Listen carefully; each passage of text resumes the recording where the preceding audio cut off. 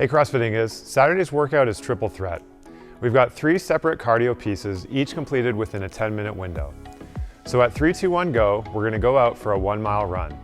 At 10 minutes on the clock, we're gonna complete 100 burpees. And at 20 minutes on the clock, we're gonna go out for a second 1-mile run.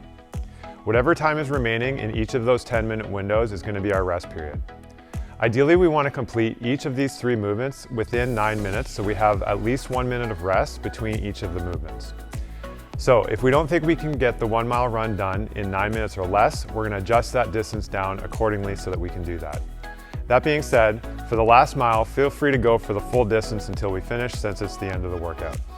Now, if we have a rower or bike at home, we're going to recommend substituting out the second 1-mile run for 100/75 calories on the bike or the rower.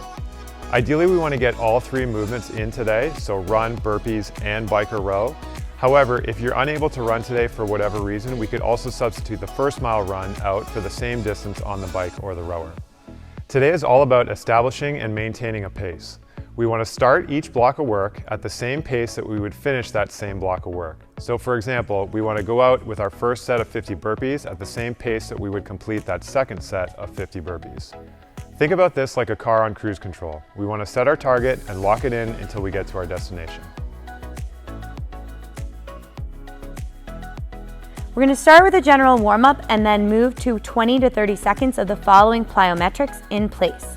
We're going to start with a knee hug, pulling that knee into that chest, feeling a good stretch, alternating legs. From there, a quad stretch, reaching back, pulling up on that ankle so that we get a good stretch through the front of our quads. We'll then move to a figure 4 stretch, supporting underneath the knee, pulling up, getting a good stretch through those glutes, before moving on to a high kick, stretching those hamstrings by kicking up to that alternate hand. Next, we're going to do active Samson. Here we want to push the hips forward, getting a good stretch through those hip flexors, alternating legs. And then from there into an active Spider-Man. Stepping that front foot forward, foot flat on the ground, elbow touches the instep before reaching up to the sky. Again, alternating legs. From there, we'll stay in that plank position and go to a push-up into downward dog.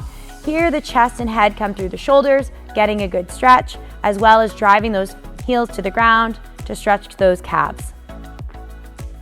Last but not least, we're going to finish with 20 to 30 seconds of high knees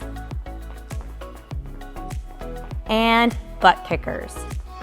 Here, looking to get that heart rate up just a little.